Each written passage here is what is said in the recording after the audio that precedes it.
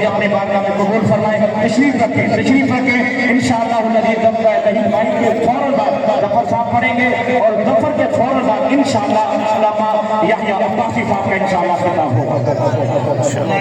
मेरे प्यारे दोस्त तशरीफ ले आए हैं अपनी जानिब से,